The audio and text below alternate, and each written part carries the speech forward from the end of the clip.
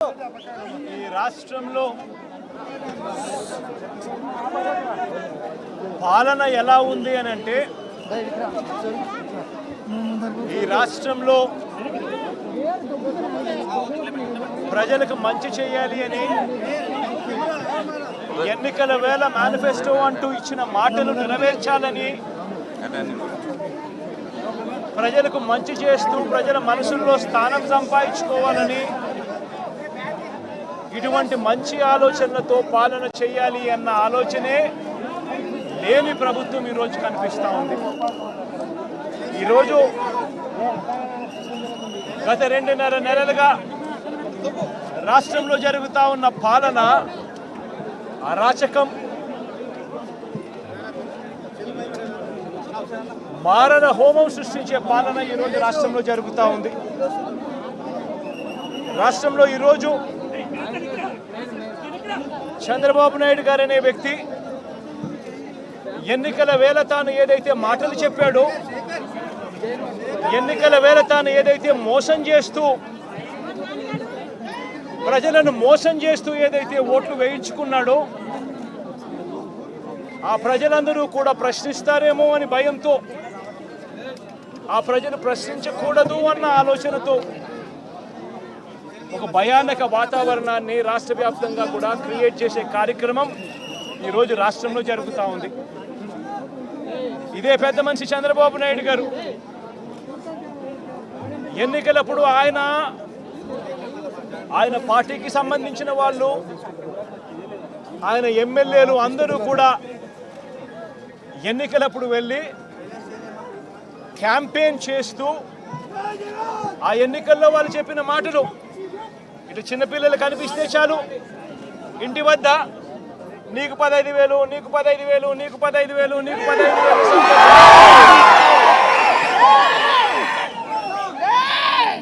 అని మాటలు, అని ప్రలోభాలు పెట్టడము. ఇలాంటి అక్క చెల్లెమ్మలు కనిపిస్తే, ఆ పిల్లల అమ్మలు కనిపిస్తే నీకు 18,000 సంతోషమా అని చెప్పి అడగడం. ఇలాంటి పెద్దమ్మలు కనిపిస్తే, ఇలాంటి ఎవరు కనిపిస్తే నీకు 4,000 సంతోషమా. ఇలాంటి నిరుద్యోగి ఎవరైనా కనిపిస్తే, ఇలాంటి చదువుకున్న వాళ్ళు, ఇలాంటి నిరుద్యోగి ఎవరైనా ఇంట్లో కనిపిస్తే నీకు 3,000 రూపాయలు, నీకు 3,000 రూపాయలు నిరుద్యోగ భృతి సంతోషమా అని చెప్పి ఎన్నికలప్పుడు ఓట్లడిగి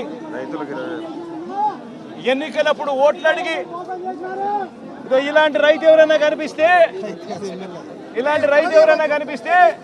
నీకు 20,000 రూపాయలు సంతోషమా అని చెప్పి ఆ రైతును అడగడం. ఇలాంటి ఆలోచనలతో, ఇలాంటి మాటలతో ఇంటింటికి మనుషులను పంపించి, ఇంటింటికి తెలుగుదేశం పార్టీ క్యాడర్ను పంపించి చంద్రబాబు నాయుడు గారు ప్రచారం చేయించి, ఎన్నికలు అయిపోయిన తర్వాత ఈ చిన్నపిల్లలను మోసం చేశాడు. కనీసం జగనన్నే ఉంటే అమ్మఒడి కింద పిల్లలకు అమ్మఒడి కింద ప్రతి తల్లికి 15,000 రూపాయలు ఈ పాటికి అందుండేది. ఈ 15,000 రూపాయలు జగనన్న ఇచ్చేది పాయ, అమ్మఒడి అని పాయ. నీకు 15,000, నీకు 15,000, నీకు 15,000 పిల్లలకు తల్లికి వందనము అని చెప్పి పిల్లలందరినీ మోసం చేయడమే కాకుండా తల్లికి పంగనామాలు పెట్టడం. వ్యవసాయ సీజన్ మొదలైంది, రైతులు ముమ్మరంగా వ్యవసాయం చేస్తూ ఉన్నారు. జగనన్న పాలనలో కనీసం జగనే ఉంటే ఈ పాటికి ప్రతి రైతన్నకు కూడా రైతు భరోసా కింద సొమ్ము అందేది. ఆ సొమ్ము బాయ చంద్రబాబు నాయుడు ఇస్తానన్న 20,000 రూపాయలు రైతు భరోసా కింద ఆ సొమ్ము బాయ. రైతులను మోసం చేశా. 18 ఏళ్ళ వయసు నిండిన ప్రతి అక్క చెల్లెమ్మకు నెల 1,500 రూపాయలు చొప్పున సంవత్సరానికి 18,000 రూపాయలు ఇస్తారని చెప్పి ఇలాంటి అక్క చెల్లెమ్మలకు అందరికీ కూడా అందరికీ మాట చెప్పి వాళ్ళందరినీ కూడా అడ్డగోలుగా మోసం చేశా. ఈరోజు జగనే ఉంటే ఈ పథకాలన్నీ రావడమే కాకుండా ఈ చదువుకుంటా ఉన్న ఈ పిల్లలకు విద్యా దీవెన, వసతి దీవెన కింద వాళ్ళ ఫీజులు కూడా జగన్ కట్టి ఉండేవాడు. అవి కూడా మోసం చేశాడు. పొదుపు సంఘాల అక్క చెల్లెమ్మలకు 0 వడ్డీ కింద డబ్బులు జమ చేయాలి, అది మోసం చేశాడు. అది కూడా ఇవ్వకుండా ఇలా ప్రతి ఏరియాలోనూ కూడా ప్రతి ఒక్కరిని కూడా రైతులను మొదలు పెడితే రైతులను, చిన్న పిల్లలను, పెద్ద పిల్లలను, అక్క చెల్లెమ్మలను ప్రతి ఒక్కరిని కూడా మోసం చేసిన ఈ చంద్రబాబు ఏ ఒక్కరూ కూడా ప్రశ్నించకూడదు, ఏ ఒక్కరూ రోడ్ల మీదకి రాకూడదు, ఏ ఒక్కరూ చంద్రబాబు నాయుడు గారిని నిలదీయకూడదు అని రాష్ట్ర వ్యాప్తంగా రెడ్ బుక్ పాలన సాగిస్తూ ఉన్నారు.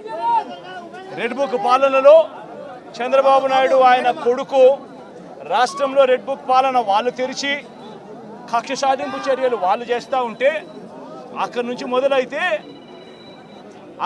మొదలైతే నియోజకవర్గ స్థాయిలో ఎమ్మెల్యేలు, మండల స్థాయిలో మండల నాయకులు, గ్రామ స్థాయిలో గ్రామ నాయకులు వీళ్ళందరూ కూడా రెడ్ బుక్లు వాళ్ళు తెరిచేసి వాళ్ళు ఊర్లలో ఆధిపత్యం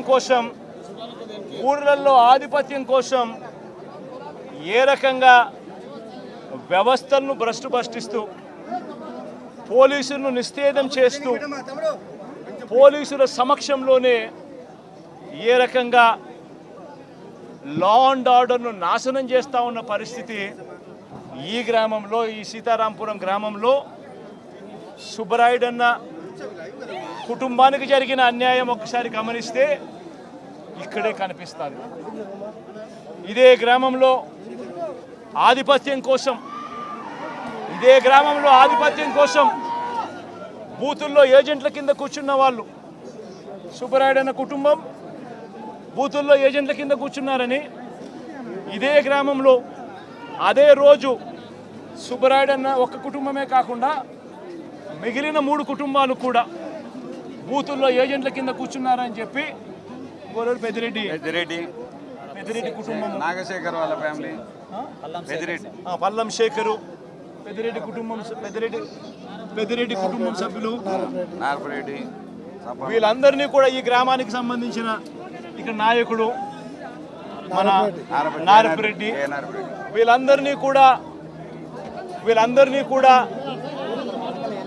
చంపాలి అని ఏకంగా ఎంత దారుణంగా ఈ గ్రామంలో జరిగిన రాజకీయాలు చూస్తే నిజంగా ఆశ్చర్యం అనిపిస్తుంది. అసలు ఈ గ్రామంలో, ఈ రాష్ట్రంలో లా అండ్ ఆర్డర్ ఉందా లేదా అన్నదానికి ఈ గ్రామంలో జరిగిన ఘటన ఒక ఉదాహరణగా కూడా చరిత్రలో ఎప్పుడు కూడా నిలిచిపోతుంది.